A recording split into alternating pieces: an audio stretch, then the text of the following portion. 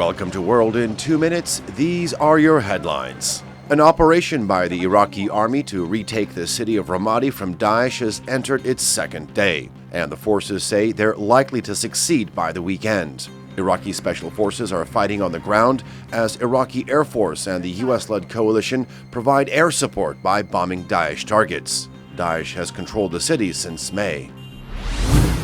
Wednesday marks the fourth day of fighting between Afghan security forces and the Taliban over a key town in the province of Helmand. The Afghan government says reinforcements are arriving in Sangin to help the army.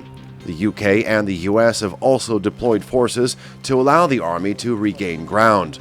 The governor of the province of Helmand says the Taliban has not taken over Sangin, but that the town's police headquarters are under siege. Over the weekend, 90 people have been killed in fighting between Afghan security forces and the militants. A New Zealand judge has ruled that internet entrepreneur Kim.com and 3 colleagues can be extradited to the United States where they face criminal charges. .com's lawyers said they filed an appeal.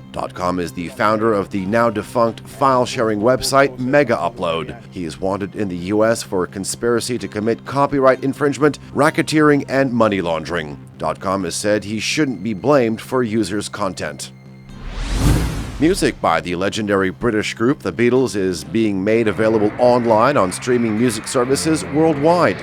9 companies have secured the band's catalog for use globally, including Spotify, Google Play, and Apple Music. The tracks will be available for streaming from December 24. The band had 17 #1 singles in the British charts and gained international fame before splitting up in 1970.